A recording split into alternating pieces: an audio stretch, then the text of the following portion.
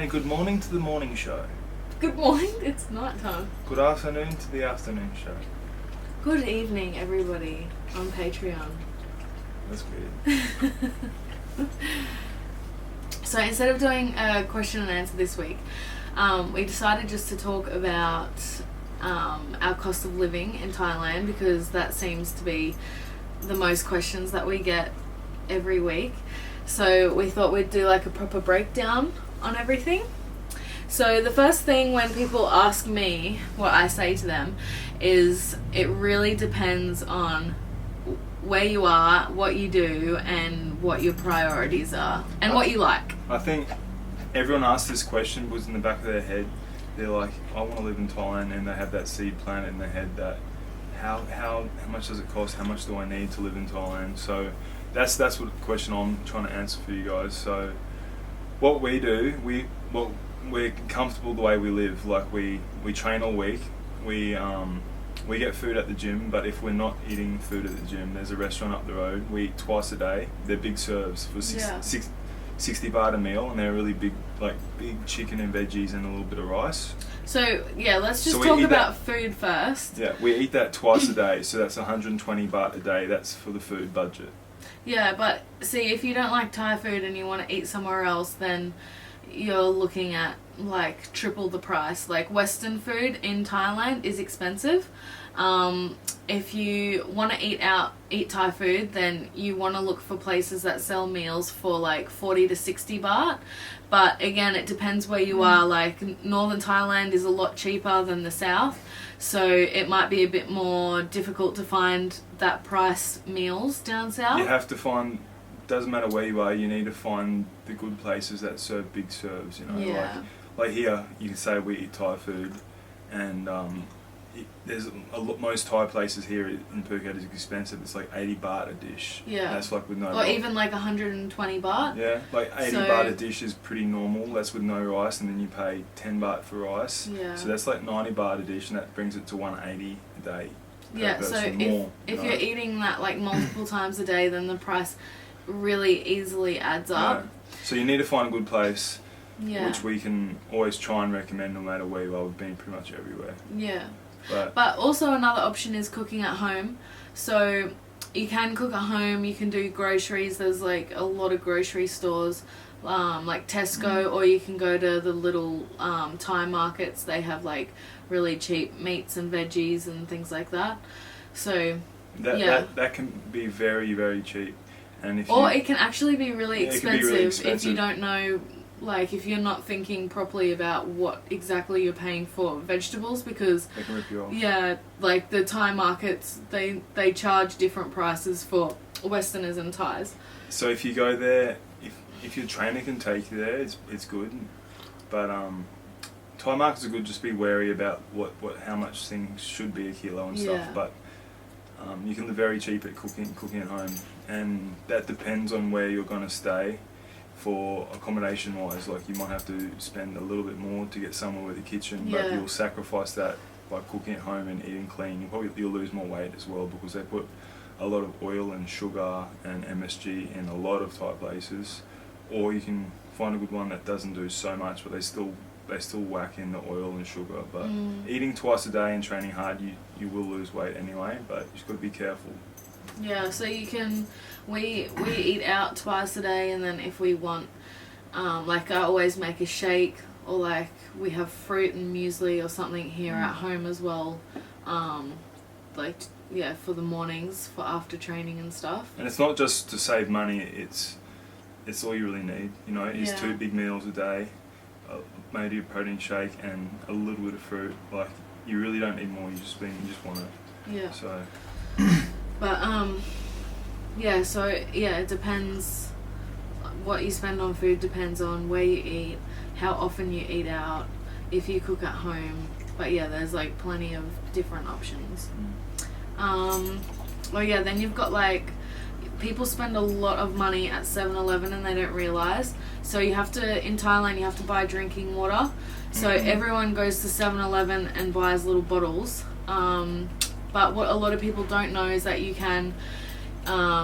spend 20 at 7-Eleven. It costs like 20 baht for 1.5 liters, but you can actually get you can spend 20 baht and get, isn't it 20 liters in the big things that we get? Oh yeah, so if you're here like for a month or monthly, invest in like a big 10-litre bottle. It costs 120 baht for your first time, and then 20 baht a refill every otother time. And if you by yourself or with someone, that thing lasts forever. Eh? Yeah. Like that'll last for like 3 or 4 days between me and Brooke, and that's smashing heaps of water, and that's 20 baht.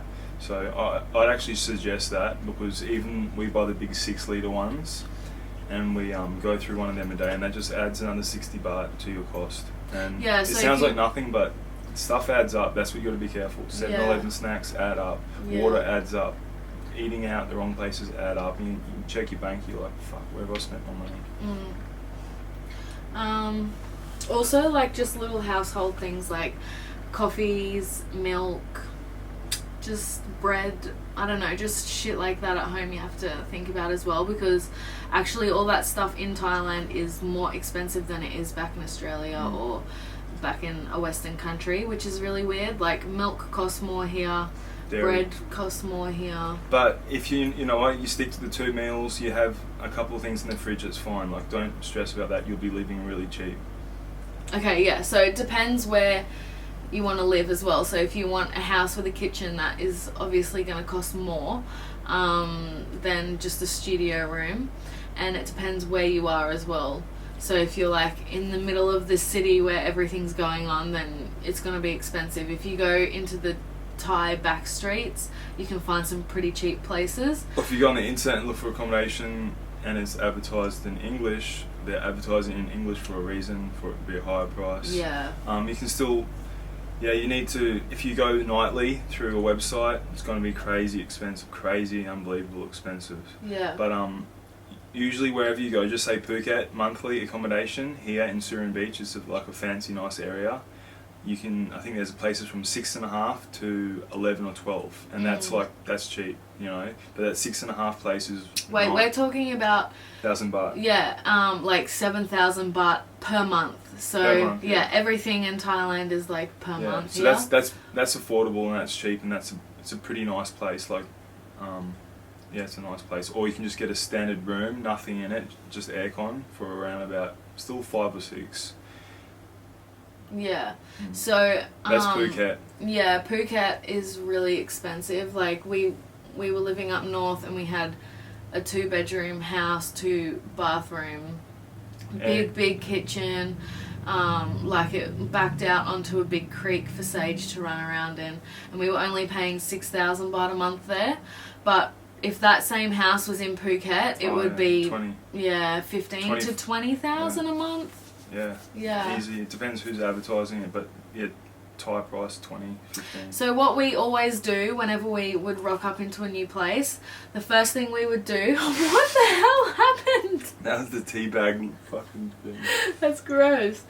So anytime we would rock up into a new place, we would get on our bike and we would just drive through back streets. And just there would always be like a sign with a phone number written in Thai. Fuck, we've done that too many times. And we would call and call and call and call until finally we would get someone that would say, their house is for rent. So also get Google Translate on your phone and just translate simple words like, do you have a room for rent, and then you'll get by. But seriously, like, we would spend, I don't know, anywhere from like 1 whole day to 3 whole days just chasing back streets and calling phone numbers. It's pretty fun for the first 3 hours. Yeah, and then you get over it. But also, like, keep in mind for us, it's a lot harder because we've got Sage. Thai people are really scared of pit bulls. Yeah, we've got a dog. It's like, we try to get a place. Getting a place as a foreigner. Yeah. They say yes, and then we say, I've got a dog. Eliminated usually. Even if they say yes on a dog, then we have to say it's a pit bull. So our chances are like 1 in 10. Yeah. So we just. So it has been a lot harder for us, but like, you can. It's still a good idea anyway, because you save a lot of money, doing it that way as opposed to looking through websites and stuff. Okay, so once you get your house, then you've got to think about your bills. So they do monthly electricity here, It usually comes in a printout, and they just stick it in your mailbox. But if you're only staying at places for like 2, even 4 weeks, then the owner of the hotel will charge you per something. I don't know what they do, but they always rip you off. So just be aware of that. Boring, but it's true. Yeah, it is true. Yeah, Like, yeah. and electricity always varies from like 1,000 baht a month to like 9,000 baht a month, depending on how much people they say, want "Oh, I pay 6,000 rent," or it can be like 10,000 inclusive, and you're like 10,000 inclusive. But sometimes in Phuket and stuff, you just better off to do like the 8,000, 10,000 inclusive. I know it's more, but it's paid for, and they don't whack you with like 5,000 baht bills and piss you off. Yeah, and always get a place with Wi-Fi. Yeah, always do it. That will save you so much drama. Otherwise, you'll be maybe I've got a Wi-Fi extender and I aim it at people, try to steal their Wi-Fi. I did that for so long, but we have our own Wi-Fi now. It's okay. Okay, so yeah, and then a scooter. So we always recommend, if you come here, to get a scooter, because if you don't and you're just walking in the local area, you miss out on so much stuff, especially if you're just here on holidays. If you don't have a scooter, it's like, dude, that's where you see things. That's what you do. That's where the adventure begins. Yeah. But yeah, make sure you can actually ride it properly, because, you know, scooter accidents over here are like crazy. Yeah, everyone falls off even they say they can ride them. The front brake is like a death trap. Like you hit the front brake around a corner and it just goes out, and they're not serviced, the tyres are worn, so just be careful. Always wear a helmet, even if you're going like, just say your mates are ahead of you and you're wearing a helmet going slow, you're going to get the same destination. You rock up like 2, 3, 4, 5 minutes later, it's nothing, and you're safe. And doing that all the time, your chances are, we've seen so many people come off, like seeing with my own eyes, like at least 10, 15 people crash, like with my own eyes. It's really scary. But yeah, so you can rent bikes here monthly as well. Like they vary as well. Like when we're up north, they were renting bikes for only 100 baht a day, but down in Phuket it's about 300 baht a day. So you should be spending 2,500 to 3,000 baht on a motorbike, even in Phuket. Like if it's more, they're ripping you off. So just look on Facebook, has heaps, the stores. But 2,500 to 3,000 a month is the motorbike fee. So when we say look on Facebook, there's always, like wherever you are in Thailand, there's always like a buy, swap, sell page wherever you are. So just type in Phuket something and something will come up. Yeah. There's like type in something expat. Expats like when people live in the place. So Phuket expat, Bangkok expat, and that's where the foreign community like talk, and it's actually really helpful. Yeah. So. So entertainment. So this is a big one to take into account too, because you think like it's cheap, but if you're doing it regularly, it adds up as well. So we said in our last video that we like going to the movies on our day off training, or like going out for coffee and cake, or doing something nice that doesn't have anything to do with Muay Thai. So we account that into our budget. Yeah. Can we do like an overview of what we do for a week? Eat clean all week. We incorporate into the weekly budget a massage and a cinema ticket and a cheap meal. So we might not have all of those in one week, but we incorporate it to know how much we have to save or budget for each week, and that's what I want to try and tell you guys. So yeah, like we on Sundays we try and do something outside of the gym. So we always try and do something for recovery, like a massage or even like a herbal sauna or something like that, and they still cost money in Thailand. Yeah, and then we try and go out for coffee or a nice meal or the movies or something fun. A cinema ticket is 140 baht a ticket. Yep, 140. 140 baht a ticket, and that's that's only $6. And the cinemas are better than Australian cinemas. Hey, yeah, they're sick. So like good. They're nice big red seats, recline, really nice. So, and we sneak food in, and actually they're really good with letting you bring food in. They don't like it, but you can just bring a plastic bag in. I know in Australia you can't bring a plastic bag, or they check your bags. Smuggling snacks. Yeah, so we were a mad snack smuggler for the movies.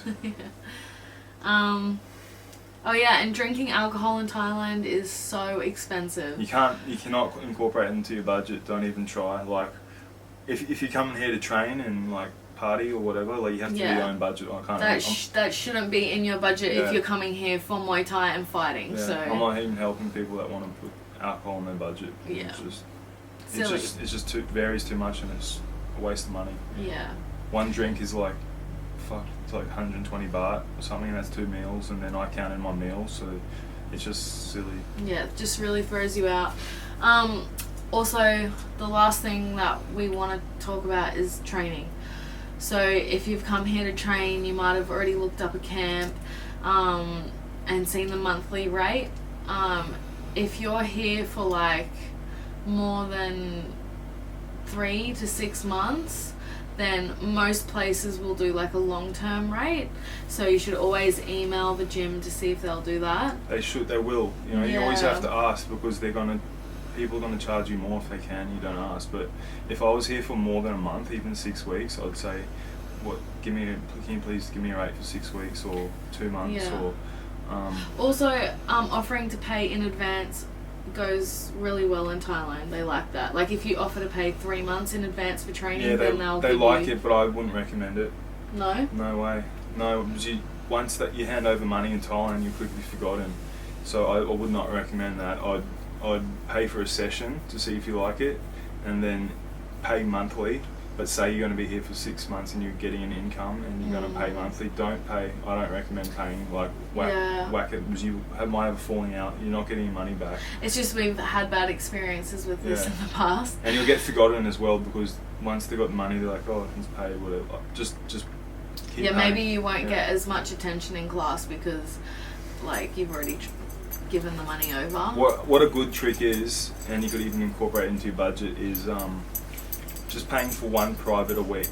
Like it's not too much, but that one private will make your training just blow up. Yeah. Like with that trainer, just keep going with the same trainer, and you'll get so much attention. Pick a trainer you like, and then that one trainer will really favour you in the classes as well. Just so shadow boxing stuff. When you take like the group classes, they will give you one-on-one attention the whole 2 hours. Make you feel good, and you'll learn even if you're in a class getting pumped in the clinch, you just get a little bit more attention, and it really goes a long way. Yeah. Anyway, if you have any questions about living in Thailand, or there's something else that you would like to know, then you can comment on the video and we'll talk about it next week. Okay. Yeah. Thanks, guys. Us can't.